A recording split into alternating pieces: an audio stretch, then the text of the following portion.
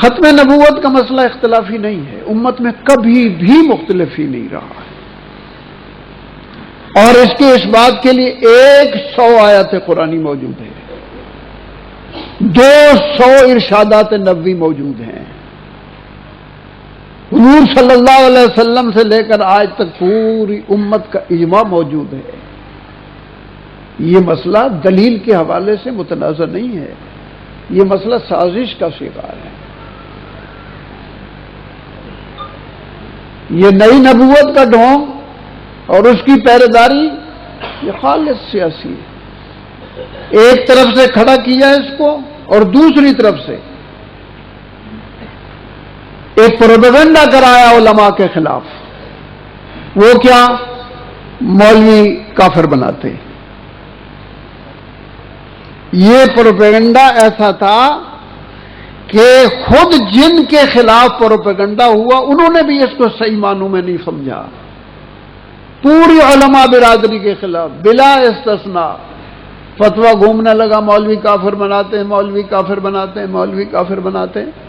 سب سے پہلے تو میں آپ سے پوچھتا ہوں، آپ کا یہ اجتماع اور اس اجتماع میں کوئی ایک ایسا آدمی ہے جو مسلمان کو کافر کہے؟ علماء برادری موجود ہیں، ان میں کوئی ایسا ہے؟ ظاہر ہے یہ کہتے تو آپ کہتے، آپ تو ان کے پیچھے ہیں نا جی، یہ کہتے مسلمان کو کافر تب آپ کہتے۔ یہ جو رٹ لگوائی ہے مسلمان کو کافر کہہ رہے ہیں، مسلمان کو کافر نہیں کہنا چاہیے، مسلمان کو کافر نہیں کہنا چاہیے،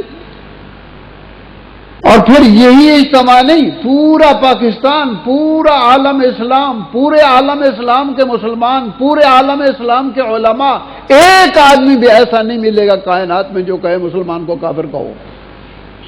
جب پورا عالم اسلام ایک چیز کہتا نہیں ہے، پھر یہ کیوں کہا جاتا ہے چوکوں پر، سڑکوں پر، دفتروں پر مسلمان کو کافر کہنا برا ہے، مسلمان کو کافر کہنا برا ہے؟ جب کہا نہیں جاتا، کہا نہیں گیا، پھر یہ بات کہنا کہ مسلمان کو کافر کہنا، معلوم ہوتا ہے اس کے پیچھے کوئی اور بات ہے۔ میں بھی کہتا ہوں مسلمان کو کافر کہنا برا ہے، آپ بھی کہتے ہیں مسلمان کو کافر کہنا برا ہے۔ اصل کیا ہے؟ اصل میں اس میں کافر کو چھپانے کی کوشش کی جا رہی ہے۔ حالانکہ مسئلہ یہ اتنا نہیں تھا کہ مسلمان کو کافر کہنا برا ہے، مسئلہ یہ تھا کہ مسلمان کو کافر کہنا بھی برا ہے اور کافر کو مسلمان کہنا بھی برا ہے۔ وہ کافر کو مسلمان کہنے کو پیچھے رکھ لیا، مسلمان کو کافر نہیں کہنا چاہیے، مسلمان کو کافر نہیں کہنا چاہیے۔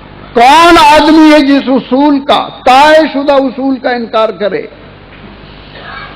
کہ جس طرح سچے کو جھوٹا کہنا برا ہے، اسی طرح جھوٹے کو سچا کہنا بھی برا ہے، جس طرح شریف کو کمینہ کہنا برا ہے، اسی طرح کمینے کو شریف کہنا بھی برا ہے۔ ہنگامہ کھڑا کر دیا جی کافر بناتے ہیں، کافر بناتے ہیں۔ اصل کیا ہے؟ اصل اس کافر کا دفاع ہے جس کو نبوت کے لیے کھڑا کیا ہے۔ مسلمان کے سامنے جب آئے گا تو یہ کافر ہے، وہ تو کافر کو کافر کہے گا۔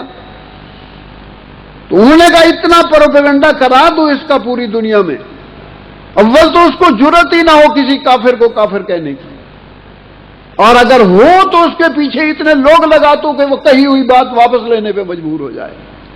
ان کو نہیں معلوم تھا کہ علماء دیوبند سے واسطہ ہے۔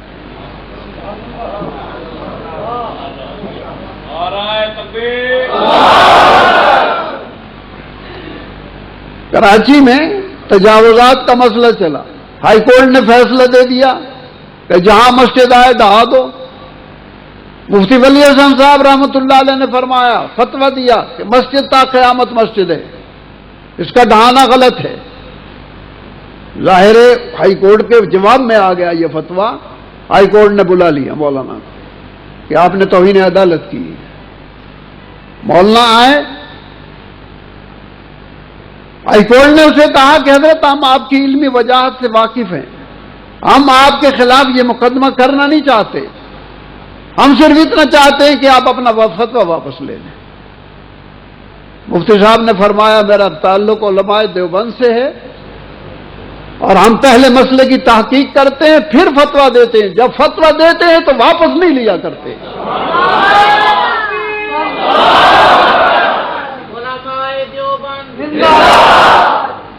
سارا عالم کفر کھڑا ہوا، کافر بناتے ہیں، کافر بناتے ہیں۔ کون کس کو کافر بناتا ہے؟ میں نے تو عرض کر دیا، جس طرح مسلمان کو کافر کہنا برا ہے، اسی طرح کافر کو مسلمان کہنا برا ہے۔ مسئلہ سیاسی ہے، دینی حوالے سے حضور صلی اللہ علیہ وسلم کے سامنے یہ مقدمہ آیا ہے، مسیلمہ کذاب کے سفیر آئے اور خط لے کے آئے اس کے، حضرت نے فرمایا کہ تم نے انہیں نبی مان لیا ہے؟ انہوں نے کہا جی ہم نے نبی مان لیا ہے۔ حضور صلی اللہ علیہ وسلم نے فرمایا دنیا کے دستور کے خلاف نہ ہوتا کہ سفیر کو امانت دی جاتی ہے، میں دونوں کو قتل کرا دیتا۔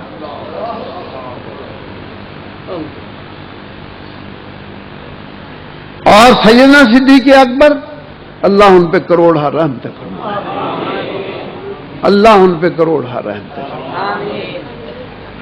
ایسے عظیم لوگ ہیں کہ ان کا سر آسمان سے لگتا ہے، ان کی طرف تھوکنے والے کا تھوک اس کے منہ میں آئے۔ انہوں نے جب تک مسیلمہ کو قتل نہیں کرا دیا، اور تقریباً 1200 کے قریب، ایک صحابی پوری امت سے اعلی عرفہ ہے، ایک صحابی 1200 حفاظ اس مسئلے پہ قربان کرائے ہیں۔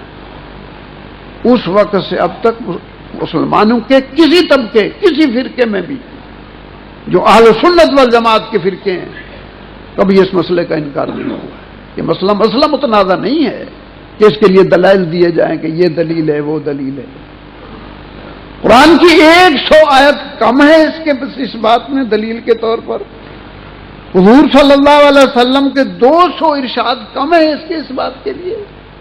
یہ مسئلہ متنازع نہیں ہے، یہ مسئلہ کفار کا کھڑا کیا ہوا ہے، مغرب کا کھڑا کیا ہوا ہے، یورپ کا کھڑا کیا ہوا ہے، یہود و نصارہ کا کھڑا کیا ہوا ہے، اور علماء نے بڑی طویل جنگ لڑی ہے اس کی، اور اللہ نے کامیابی دی ہے، اور انشاءاللہ آئندہ بھی کام رکھے ہوگا۔ باقی میں غیر سیاسی آدمی ہوں، مجھے سیاسی لوگوں سے زیادہ دلچسپی نہیں ہے۔ اتنی بات طے ہے کہ اس مسئلے کو اگر کوئی چھیڑے گا تو انشاءاللہ مسلمانوں کا بچہ، عورتیں، مرد، چھوٹے بڑے، جوان، ضعیف ایک ہو جائیں۔ اللہ تعالیٰ مجھے بھی توفیق دے، آپ حضرات کو بھی۔ حضرت کے حکم کے مطابق کچھ نہ کچھ میں نے جسارت کی ہے، اب معذرت چاہتا ہوں۔ وآخر دعوانا ان الحمد